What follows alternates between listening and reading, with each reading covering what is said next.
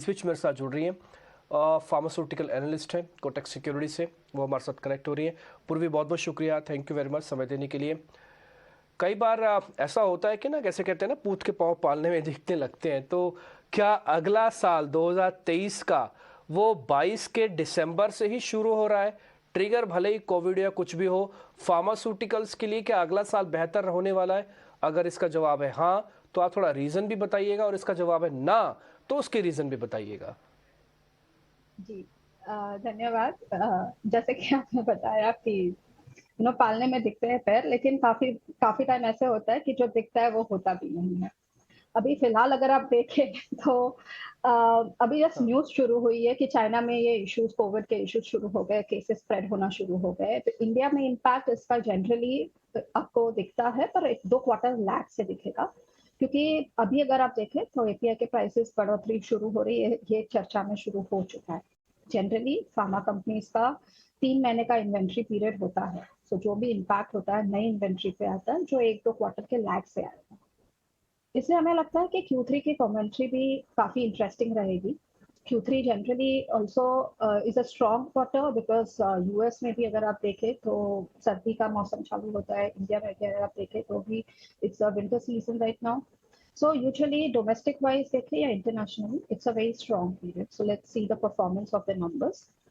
जहाँ तक बात है इम्पैक्ट और आगे आगे का साल कैसा रहेगा, तो हमें ये लगता है कि हमारी स्ट्रैटेजी हमेशा रही है कि सिलेक्टिव रहना चाहिए। Usually large caps is where हमारा फोकस ज़्यादा है अभी भी फिलहाल के लिए। एंड जैसे कि हमने पिछले शोज में भी बताया है, सिप्ला और सन फार्मा हमारे टॉपिक्स है सेक्टर्स में। पूर्वी मॉर्निंग, बिल्कुल अभी it's little early to comment on it, लेकिन अब अभी हम एक वैल्यूएशन चेक जरूर लेना चाहेंगे, क्योंकि कल और आज में जिस तरह से डायग्नोस्टिक काउंटर्स, फार्मा स्पेस, कल तो फार्मा इंडेक्स अच्छा खासा मूव पे था, 2.5% की तेजी आपको कल सिर्फ फार्मा स्पेस ने दिखाई, डायग्नोस्टिक काउंटर में सिंगल साइडेड मूव दिख रही थी। एक बार वैल्यूएशन चेक लेना चाहिए, क्योंकि जब पीक ड्यूरिंग द कोविड, मतलब जो कोविड के टाइम पर वैल्यूएशंस थे, चाहे वो मेट्रोपोलिस के हों, डॉक्टर लाल पैथ के हों, थायरोकेयर के हों, उन वैल्यूएशन से तो आधे हो चुके हैं अभी। इन वैल्यूएशन के लिहाज से डायग्नोस्टिक काउंटर्स को आप कैसे देख रही हैं? जी, डायग्नोस्टिक्स में ऐसा है कि हमारा व्यू अभी भी थोड़ा नेगेटिव है। इसके रीजंस है दो। मुख्य कारण ये है कि हमें ऐसा लगता है कि यहाँ से भी हमें प्राइसिंग जो होती है, डायग्नोस्टिक प्राइसिंग के लिए थोड़ा प्रेशर हम लोग फील कर रहे हैं, बिकॉज ऑफ वन इज कि बहुत सारे प्लेयर्स जो है, नए प्लेयर्स भी आ रहे हैं जिनके पास पी बैकिंग है, फंडिंग है, तो उनकी वजह से भी। एंड सेकेंड इज कि जनरली किसी गवर्नमेंट का रहता है कि अगर आप जैसे हम जानते हैं कि इंडिया में इट्स आउट ऑफ पॉकेट पे, तो ये सारे कॉस्ट जो है ना वो सिटीजन्स के लिए होते हैं, जो इंश्योर ऑफकोर्स कवर कर रहे हैं। बट प्राइसिंग, जैसे कि मैंने आपको बताया, नए प्लेयर्स की वजह से, और गवर्नमेंट भी एक कैप लगाती है कि आप एक सर्टेन लेवल के बियॉन्ड नहीं जा सकते हैं।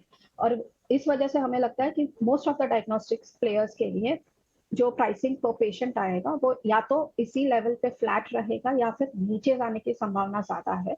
तो वैल्यूएशन वाइज अदर करेक्शन भी हुए हैं, हमें लगता है कि अभी भी ये थोड़े एक्सपेंसिव है। डॉक्टर लाल्स और मेट्रोपोलिस दोनों पे हमारा सेल या रिड्यूस रेटिंग है। अब भी एक्सपेंसिव लगते हैं, क्योंकि बड़ी मूव डायग्नोस्टिक काउंटर्स में जिस तरह की पहले आई थी वो पॉसिबली है या नहीं, ये बहुत बड़ा क्वेश्चन मार्क है। ये कितना बड़ा फेज है कोविड की चिंता, ये भी अभी तक it's too early to comment on it.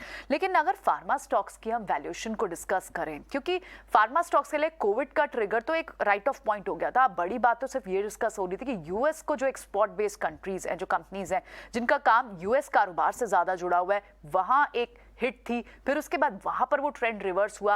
अभी क्या बड़े ट्रिगर्स फार्मा स्पेस के लिए 2023 में बन सकते हैं, जी, और अगर आपकी आप टॉपिक्स क्या रहेंगी? सो फार्मा पे भी हमारी व्यू अगर आप देखें तो फार्मा पे हम न्यूट्रल है, एंड हमारी स्ट्रैटेजी सिलेक्टिव है। क्योंकि अगर आप देखें, जैसे मैंने पहले अभी थोड़ी देर पहले ही बताया था कि सिप्ला और सन हमारे टॉपिक्स है, और ट्रिगर्स ये है कि इन दोनों की पाइपलाइन भी स्ट्रॉन्ग है, लॉन्चेस भी हमें पता है कि कौन से लॉन्चेस है जो आगे के क्वार्टर्स में आने वाली है, तो उसकी वजह से उनको यूएस में भी अगर आप देखेंगे तो वो एक बेनिफिट करेगा। डोमेस्टिक वाइज तो both the players are doing strong. And जहां तक कोविड की बात है, तो जो स्पाइक हुआ है कल सेक्टर में, उसका कारण ये है कि वापस वो न्यूज आ रही है कि there are going to be shortages of certain medicine, paracetamol for example. तो ये सारे मेडिसिन जब आपको शॉर्टेजेस में होते हैं, तो अगर आप पिछले कोविड के इसमें देखेंगे तो प्लेयर्स लाइक सिप्ला थे, डॉक्टर रेड्डीज थे या सन थे, काफी सारे प्लेयर्स थे जिनके पास ये स्टॉक्स होते हैं, और एलेम्बिक भी for that matter is one of the player, जहाँ पे वो लोग शॉर्टेज जब होती है तो ये दवाइयां इमीडिएटली सप्लाई कर पाते हैं क्योंकि उनकी इन्वेंट्री में होती है। So these are the reasons why the spikes always also come in. But हमारा अभी भी सजेशन इन्वेस्टर्स के लिए यही होगा कि आगे वाले समय में थोड़ी वोलेटिलिटी रहने वाली है, तो आपको अपॉर्चुनिटीज मिलेंगे ये स्टॉक्स अच्छे लेवल पे बाय करने के लिए। So have a accumulating strategy on every day. और राइट, तो सेलेक्टिव स्ट्रैटेजी आपको फार्मा स्पेस पे भी रखनी होगी। सिर्फ कोरोना के इस ट्रिगर से फार्मा स्पेस में एक्शन लंबे समय तक रहे, इसे कहना मुश्किल होगा। शुक्रिया पूर्वी, आज समय देने के लिए, ये सारी वैल्यूएशन और अपनी टॉपिक्स हमें समझाने के लिए बहुत